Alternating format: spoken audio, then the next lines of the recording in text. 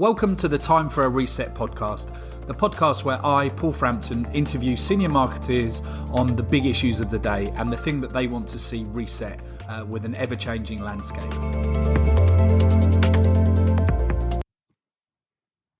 Welcome back to another episode of Time for a Reset. This morning, we are delighted to be joined by Tushar Kaul, who's the Chief Marketing Officer of Bella Duke. Bella Duke has been around for a number of years and delivers in excess of 20 million meals to 160,000 different pets across the UK. Started in the dog food area, and I'm sure Tushar will talk a little bit more about its differentiation there. And then a year ago, moved into the cat space as well. And Tushar has been a key contributor to some of the work that CVE has done around growth marketing and given some input into the reports that we've done. He started his career in the Scottish Government on the commercial side, so always been close to numbers, as you'll hear from the interview that we have today. And then he spent a decent amount of time at Campbells Prime Meat, leading the e-commerce department, before he moved to Bella Duke and joined the founders there to lead the marketing department. And now he sits as the CMO on the board of Bella Duke. And he's going to talk to us about how kind of sitting around the same table as the CEO and the CFO and having regular conversations with those folks daily has really helped kind of drive the importance of marketing and the importance of investing in marketing to grow the Bella Duke business. So welcome, Tushar. Thanks for having me, Paul. Yeah, delighted to have you here. So I think you know where we usually start. We start with what would you like to hit reset on if you could in the kind of marketing discipline? To be honest, I've been thinking about this question for quite some while, and it's a really good question to start the podcast with. From my perspective, there are two things I would definitely want to hit the reset on, just based on my experience and speaking to my peers. Number one being, definitely would want to hit reset on not having CMOs on the board. So I would definitely want to see more and more CMOs or marketing directors on the board on a regular basis. But equally so, I would like to see the budgets being developed with the CMOs as a forward-thinking approach. So in the traditional speak, and I'll quickly expand on that, in the traditional way, which in my experience or my exposure, it's always been that the CEO and the CFO decide the budgets, get the approval from the board, and then the marketing directors are the second person to know about it, and they get that budget as a follow-on to say that, here you go, here's your X million pounds, please optimize towards growth. And I think that has changed over the last few years, where the CMOs are actively, forward-thinking CMOs are actively coming to the table and saying to the CEO and the CFO that what growth would you like for the business? Do you want 100% growth? That's growth scenario one. That's the investment we need. Do you want 50% growth? That's growth scenario two, and that's the investment you need, and so on and so forth. So for me, from a D2C high growth performance background, that narrative, I would definitely like to see more of that continuing, which is very applicable to us in Bella Duke. Great. No, I think that's a great reset, and it sounds like in Bella Duke, you're very integrated into those investment growth conversations, which I think every marketeer would aspire to. But do you said you thought it was improving, but do you think that there are still a lot of organizations where marketing is just an expense rather than a real investment? I do believe that, Paul, because I think traditional businesses or FMCG businesses still operate on, well, what was the last year's marketing budget? Right. Okay, let's do that. Or from a basis of, let's look at the operational cost first initially. And whatever is left over, that we'll give that to marketing, which I genuinely believe is the wrong way of growing a business. You can't grow business without having the CMO on the table or the marketing director on the table, giving you the competitive insight, giving you the consumer insight, and telling you about the opportunities available to the business. So in my perspective, that needs to change. And that needs to change fast across all industry, across all verticals. Otherwise, you'll be left behind. it's very visible to me, like those businesses which are growing 100% year on year, CMOs are actively controlling those conversations and actively navigating through board discussions and building the case. And more importantly for me, Paul, it's speaking the language of the finance team. It's speaking the language of the accountants and the non-executive directors, and not just marketing speak, which we're all guilty of in the marketing world. No, I think that's a really great call out. That once you build that trust and you can translate marketing needs and the investment into how it's going to grow the business and how it's going to grow LTV or reduce CAC or whatever, or in develop the brand in order to create a halo that then allows you to grow. I think, as you say, that's when you get trust from not just the directors around the board, but the non-execs, because everyone has an opinion on marketing. I think it's always the reality. Not everyone has an opinion on the finance numbers. That people might ask questions, but they don't probably have quite the same opinion as when it comes to marketing. And despite your kind of anyone's backgrounds, they will always dig into it and kind of have an opinion on it because everyone's obviously kind of receives marketing. So how important is marketing if there is an agenda? Like, does marketing get left to the end of that agenda, or does it end up being kind of talked about fairly early in the board discussions because of the growth journey you're on? I think for us as a business, it's fairly early on because we from a very traditional background, a traditional accountant would say that marketing is a cost center, right? So we do get talked not as a cost center, but as a growth center. And because we have the lion's share of the expense and we directly impact the bottom line, we do get to control that narrative by not only educating our colleagues, in the C-suite about this is where the business's trajectory, but equally in my books, Paul, is being authentic to the board and being transparent by saying to them and accepting, like, listen, guys, the market is not ready. The market is not receptive. The cost of advertisement is going up. Now is not the time to scale. And I think that is the refreshing pace for the non-exec and for the VCTs and the private equities to have a senior leader say that, we know there is cash in the bank. We know we want to grow, but let's not use our funds inefficiently. So having that kind of conversation and that kind of transparency in the board is hugely important because that builds that trust and faith in the CMO and the marketing teams that these are good custodians, good guardians of our funds.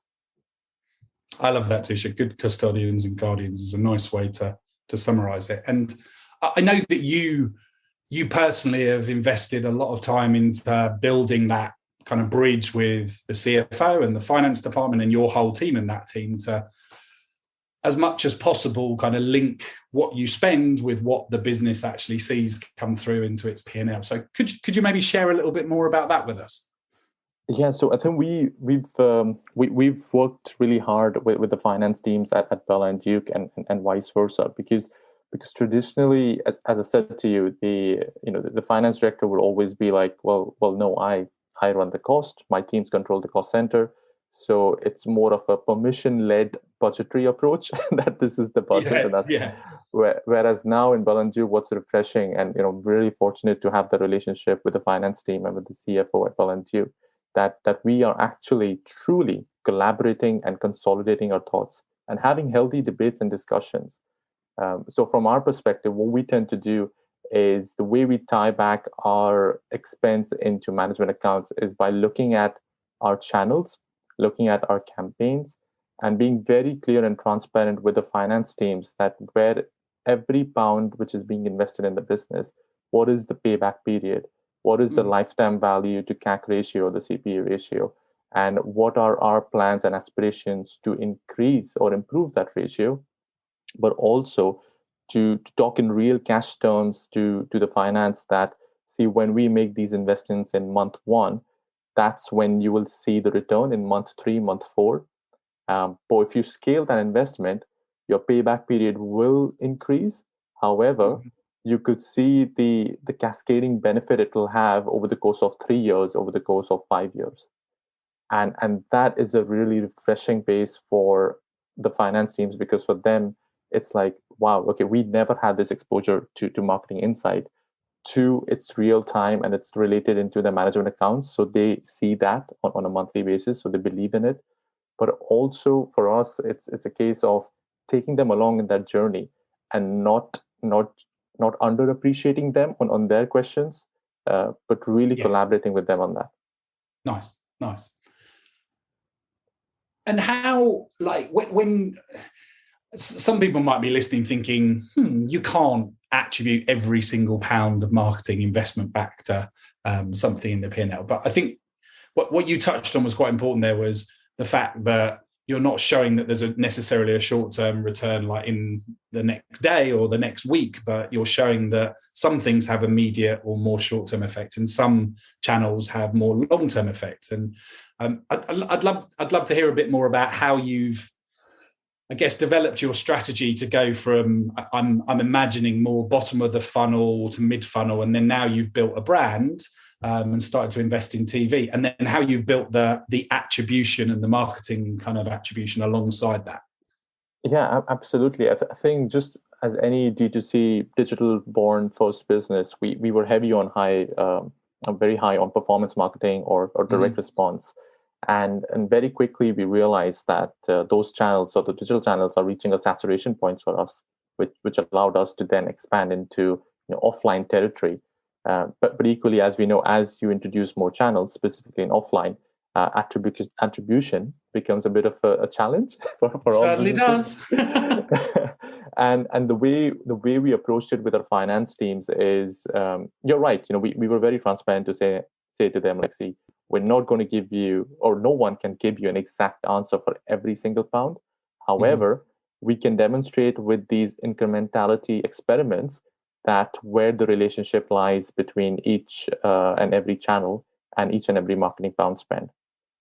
And some of the ways we did that, Paul, is to be honest, is when we did national TV for the first time, we were very keen in understanding what our organic brand sales are. So on Google last click attribution, because we know any form of above the line investment would have a massive impact on that. And because we knew our baseline, when we did the national TV, obviously that we would quickly be able to identify the uplift in that baseline, thanks to national TV or national press or outdoor or whatever else we did. And we took the finance team with us on that journey to explain to them, like, see, here's the causation and here's the correlation. And it's important to understand that there is a difference. So not everything which is causing has a correlation, but we proved it through mathematics, like this is how it works. But equally, we were brave enough, Paul, to actually shut down TV for a few weeks to prove our point that we're not making this up, and just to prove it, we're happy to close it down to show you the drop in those sales when we do that. So that's really helped us in terms of giving that approach to our finance teams and giving that approach to the wider board, that we do understand these relationships. We do understand how the bottom funnel, the middle funnel and the top funnel engage with each other, and the relevant impact together it has on the blended CPA or the blended CAC. Yeah, I think that's so important what you said about being willing to pause investment to actually prove incrementality or test in very particular ways, in kind of with regions or kind of control versus exposed groups, to actually test out whether there is incrementality. I feel that in the market you've got a lot of brands that do some form of econometrics, media mix modeling, and then obviously a lot do last click with digital, but there's not enough focus spent on kind of running experiments that prove out lift and incrementality, so you can understand when you layer in new channels what they contribute. And it sounds like you guys have done a really good job of kind of building confidence in each of the channels that you brought in. And because you started from, I guess, the base of Facebook and Google and everything else, you've been able to layer in channels, prove it, then add in another channel and prove that incrementally on top of that channel also brings benefit.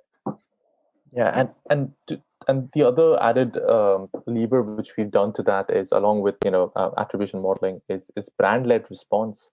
Now, as you talked about brand over there a while ago, and what we're now seeing is, as with any high performance business, is how much do you invest in brand versus how much do you invest in performance, right? The classical debate of performance versus brand. We were really fortunate that we recently, not recently, I should say now, but 6 months ago or 8 months ago, hired our chief brand officer. And her thinking and my thinking are very much aligned that there is no performance versus brand. What does exist is a brand-led response strategy. And everything can be on brand from a performance perspective, but you still need some form of incentive for the customer to convert. And it doesn't have to be a discount. It doesn't have to be a promotion. It could be a value add benefit. It could be a savings benefit. It could be something in relation to the customer need. So we were very clear that the business will change in that shift. We will never get rid of away of our discounts because they have their place. They are bottom of the line funnel, and you do really need to do that. If your competition is doing high discounts, you won't survive the competition. But equally for us, it was more focused upon how do we ensure there's consistency in our communication within the ads? How do we ensure that the tone of voice, the creatives, the graphics, everything else is on brand, is always on Bella Duke. So it sounds like you have built a culture that is very kind of analytical, very data driven. Hesitate to use the word agile kind of I think sometimes misused, right, as just an adjective versus the actual kind of methodology of using it. But how have you kind of had to work at building a culture where your team work like that? Because I think it's evident that you think like that and you can connect with the other kind of C-level operational folks and explain to them. But actually getting a team to constantly think about testing and experimentation and data is sometimes a challenge. So how have you achieved that? I think from a fundamental perspective, Paul, I'm notoriously known within the marketing teams I have, and even in the brand and content teams, is never ever, and I say this with a big caveat, right?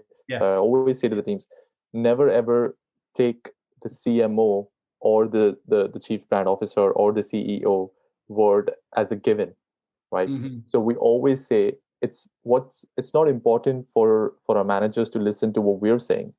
It's extremely important, and I stress on that, for our managers to listen what the customer says. Absolutely. That is the end of it. So I always go into meetings and I say to them, right, if I'm saying to you that this is our forward-thinking strategy, this is what we need to do next, ask me the why. Challenge me on that. Because the managers are always more closer to the customer data than the C-suite.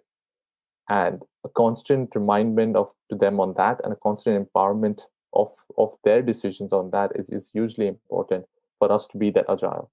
So for us, the question and the conversation always around board meetings is when a non-exec says, but I've seen such and such on the brand ad, or my wife has seen that, which is very common. It happens. Absolutely, it happens.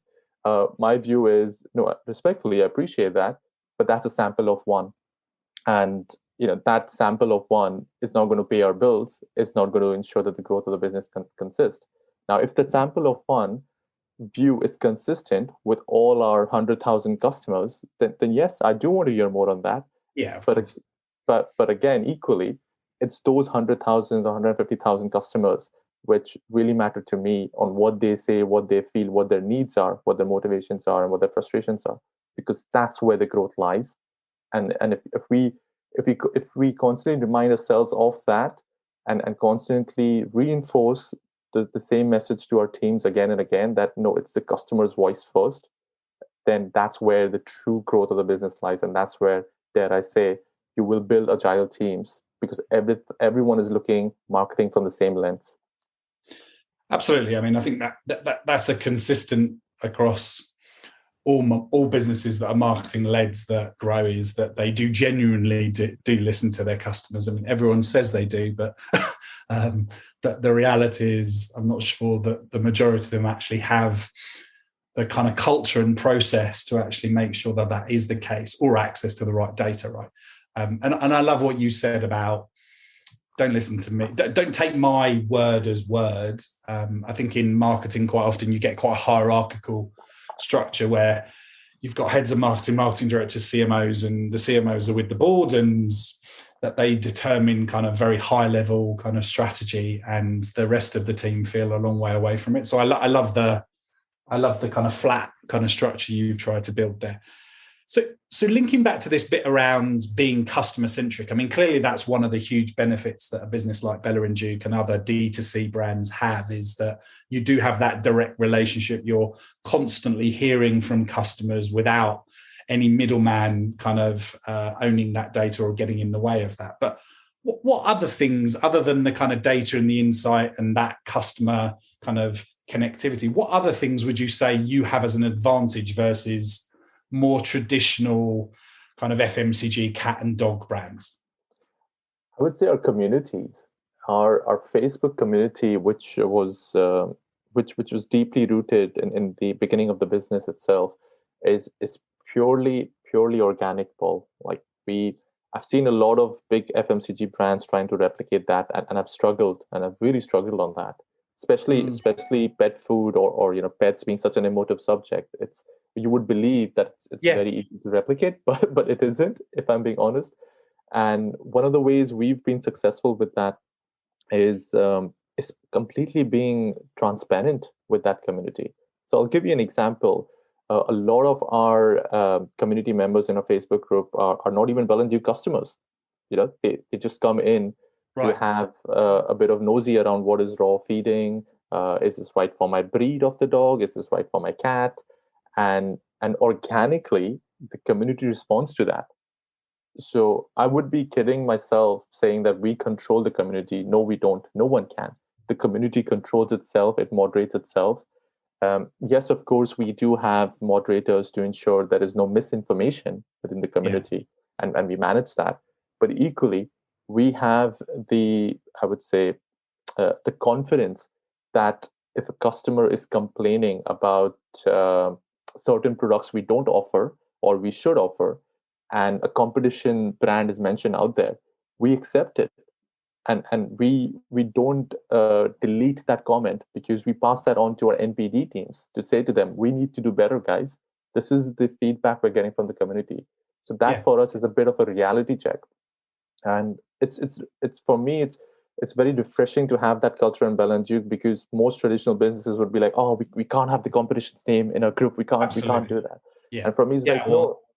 Not only would they quash the negative comments, they would also not actually allow it to be free and democratized, and that they would want to make sure that there is a very strong governance around it. So the fact that you like almost allow kind of the community to kind of set the foundations and govern it themselves, I think is an advantage, right? Because other brands will have departments and legal and governance telling them, no, you can't do that. That's not how our brand looks and feels, or that's not how we would behave. Yeah, and that is the key point out here, Paul. Like fundamentally, we in the traditional business, we all we're guilty of, all ourselves are guilty of building an image in our head about what the brand is. But the reality is the customer will tell you what your brand is. You don't need to build it in your head. The customer will tell you. If you're a good brand, if you're a strong brand, the customer will tell you. And for us, being that authentic, transparent brand is hugely important to us, which is why when we've noticed when these incidents have happened in our community groups, we double down on our efforts to quickly launch a new product. And those same customers who had initially recommended a competition's product would quickly turn around and say, Bella and Duke listens to us. We're going to talk to other groups on Facebook and say, I've come across this new product from Bella and Duke. You should try it because this brand really listens. And to us, that's great for organic sales, because there is literally no paid effort gone into that. All we had to do is just listen to our customers. No, I mean, that's true advocacy, isn't it? And yet, I think sometimes brands overcomplicate advocacy and try to build these very structured programs when actually, if people have a good experience and they feel that you're providing value to them and they're being listened to, generally they tend to actually talk to other people about it. And And obviously, like in a business like yours that's got kind of investment and a desire for growth, and I imagine fairly kind of ambitious growth expectations. Like, how do you think about growth? I mean, we obviously talked about at the beginning that you launched the cat kind of side of the business, the cat food side of the business, which obviously a new kind of audience of a different pet owner expands your universe of who you can talk to. But what other ways do you, from a marketing point of view, think about kind of being broad enough to be able to grow at the pace that the founders or the investors of the business want?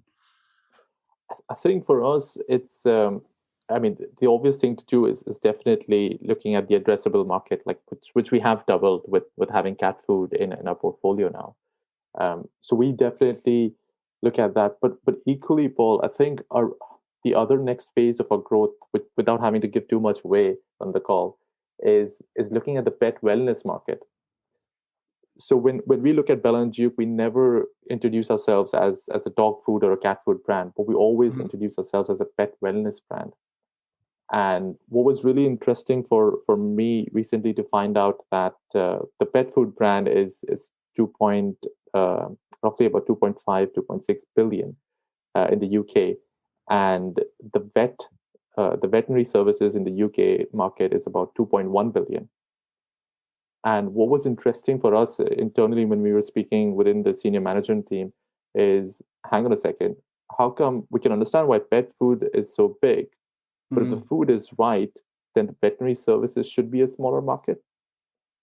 So it's like we don't get to see this in the society we live in the UK, where the NHS is obviously free public healthcare service. But if we were all having to pay private medical care, I can guarantee you we would be making smarter, healthier choices on our diet and nutrition. And the same applies to pets from our perspective, is if your pet is on the right nutritive diet and is having that highly quality ingredient food which we provide, then of course you will not have to go to the vets. Of course you'll be healthy. Of course you'll be happy. And for us, the next big growth strategy is going to be focusing more on the pet wellness brand and the pet wellness market, which is holistically thinking beyond pet food. So that would include services on the insurance, the veterinary services, the behavioral side, looking at the supplements market, et cetera, et cetera. And we believe that will definitely enhance the Bella Duke brand, because we would look at the pet from a holistic perspective and not just from food. Yeah, no, that makes a lot of sense when you articulate it like that. There's the size of the universe you're going after, and then there's the variety of different kind of products and services that you provide to that to that kind of customer. Which, I can definitely see that, along with wellness and mindfulness increasing as a concept with us humans, increasingly humans are thinking about, how do I make sure that the same is delivered to my best friend and my feline friend. So no, I really like that. So Tushar, we're coming towards the end. So what I like to do at the end is just kind of give some of the listeners a view of like some of the things that maybe you're still working on. I'm sure people listening are thinking, wow, Tushar's kind of very data-driven, very analytical. He's a great marketer. He knows how to build a brand. He knows e-commerce. He's done D2C. He's like, I don't know all of those things. There's no way that I could build all of that knowledge. So I'd love you to maybe just share like what you are personally working on and developing in yourself, and maybe about how you build the relationship with the board or just as a marketeer, because I think it helps others to kind of see that everyone's on a journey. No, absolutely. I think for me, to everyone who's listening right now, is I'm only human. Is let me start with that, and I'm still working on myself along with all the other things.